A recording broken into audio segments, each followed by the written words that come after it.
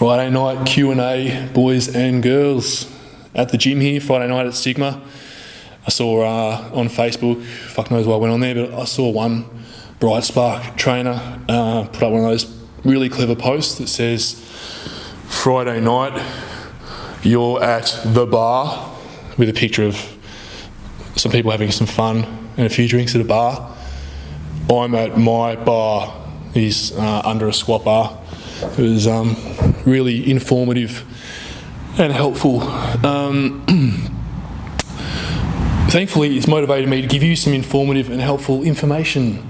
So, the question I get all the time, which may sound simple to many of you, but I bet you cannot answer it to my satisfaction. What's the best way to train to look awesome? That was a question I got emailed to me this week by a woman unknown, not one of my clients. Occasionally I get questions. I thought I'd take the challenge on. Right, how would a good week look like for, firstly, let's assume awesome looks lean and toned. Let's assume it's a female or a man, doesn't really matter. Lean and toned. I'm going to use the word toned because that's a word that a lot of people still use in the industry, but let's try and kill it off now. So what does toning mean? It means nothing. What do you mean by toning? You mean I look lean. I don't know. I've got muscle and not much fat. So let's assume it's a woman who's 15% body fat and a man who's 10. Right, an aesthetically appealing physique, right? Done that, good. How do we get there? Right, firstly, unless you love running or you love marathons, running is stupid. It is the dumbest thing you can do if you are trying to look good. Now, if you enjoy running, you enjoy marathons, that's fine.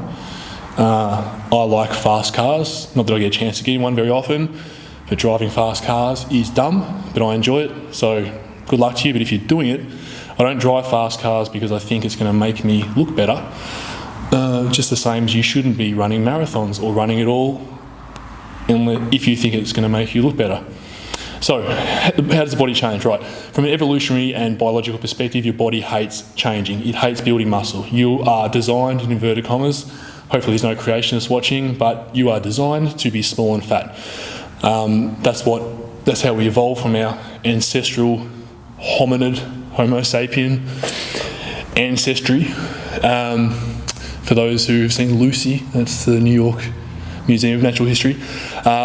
Small and fat, survived famines, survived cold. That's how it works. Though muscle is active tissue, requires calories.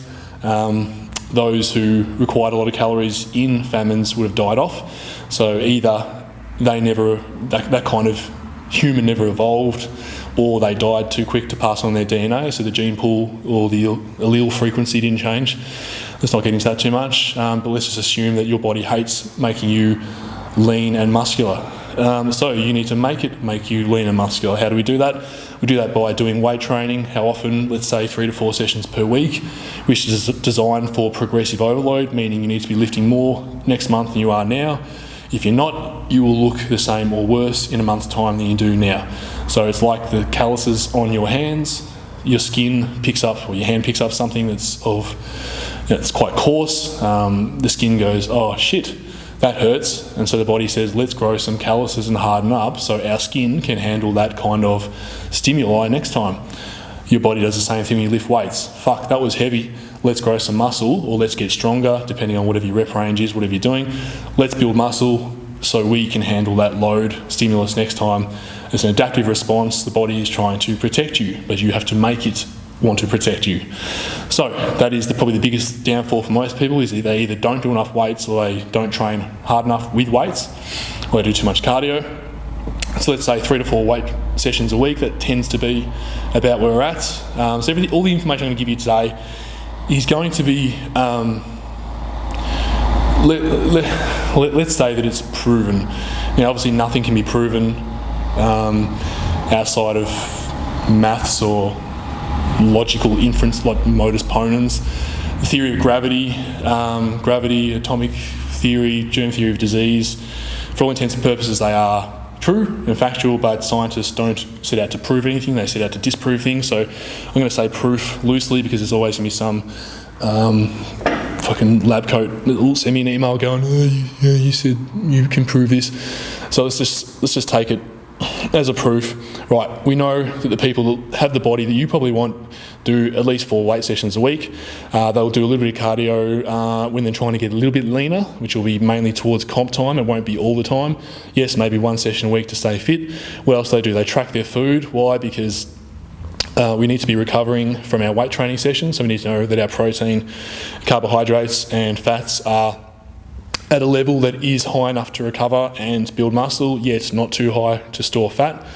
Conversely, if we're trying to lose fats, we need to make sure that the calories are just low enough that we are not losing muscle. If we're very, very low, we're going to lose muscle and fat, which is why cardio sucks, because the adaptive response that you get from marathon running is the opposite of weight training, where weight training says, shit, let's build muscle so we can handle this stress. The body says, let's dump weight so we can run 40 fucking kilometres. So that weight is much easier to dump muscle, remember? The body does not like holding onto muscle. Yes, you will dump some fat, but you'll be a smaller, fatter version of yourself if running is anywhere near like 50%, or cardio is anywhere near 50% of your training week. So we have a finite amount of resources, so our body needs glycogen to smash weights and to run. So we want to make sure the glycogen is used for what is going to give us the best results to our body, which is weight training. So we need to make sure we structure our glycogen storage to be diverted somewhere where it's going to count. It's like having a bank account. Your glycogen is like a bank account. You want to put your funds somewhere where it's going to give the best return. Weight training is like investing in, I don't know, what's good these days? I would have said bitcoins, but that's probably like what cardio is these days. But it's a blue chip stock, weight training. It's always going to go up. Cardio is like, it's just a waste of money. I don't even know. I can't even think of something bad enough. So we accept that. So let's say 4 weights training sessions a week, maybe 1 cardio to stay fit and keep you sane if you like running. Tracking the food, like I said, and that's all there is to it. There's no secrets. It's just hard training. It is tracking the food. It is consistency. That is what lets people down, consistency. It's just like turning the lid on a jar. You just keep turning, eventually it'll pop. Those of you who are doing CrossFit, if you enjoy CrossFit, if you enjoy F45, great, do it. If you're doing it because you think it's going to make you look awesome, you're wrong. Why? Because you are giving your body mixed responses. So when you do your weight training, you're doing your weight training fatigue. So say you're doing a WOD. You're doing your weight training with sub-maximal weights because you're absolutely gassed, because you've just come off the rower, or you've just been around the run around the block.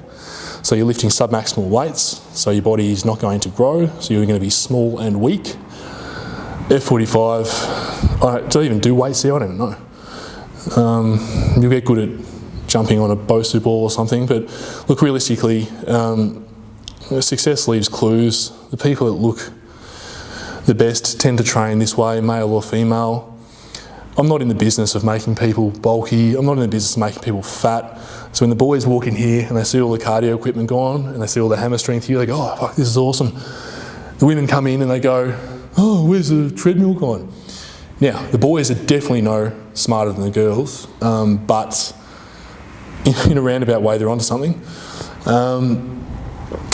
It's been perpetuated that we must be doing lots of cardio to look good and to tone up. We need to have a mixture of weights and cardio. No, we don't. You need to do weights. You need to eat clean. If you do that, you will look amazing. There's thousands of girls that have gotten themselves fantastic bodies. They've gone to competition. They've got there from training that way, eating that way, and doing minimal cardio when necessary prior to comp. Also, I just want to quash the idea that there's a way to train for a 55-year-old woman who wants to lose weight and, inverted commas, tone up, and a 25-year-old girl who wants to get on stage. You should be training more or less the same way. Yes, you may not have to take it so far. You may not want the same training frequency of doing 4 sessions per week, but the training needs to be similar. It's the same principle. You've got the same body. It's just a little bit older. It still works the same. You just need to, more or less, you just need to be getting stronger, tracking your food, or at least keeping on your nutritional intake, recovering, again, getting stronger. That's all there is to it. So, that's the laws of the universe. I'm just telling them to you. I didn't make them up.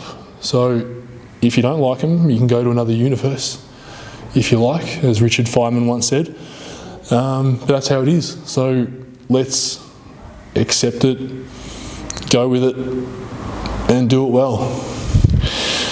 All right, it's about 8 o'clock, so it's past my bedtime. Good night, spokojnej noci, ciao.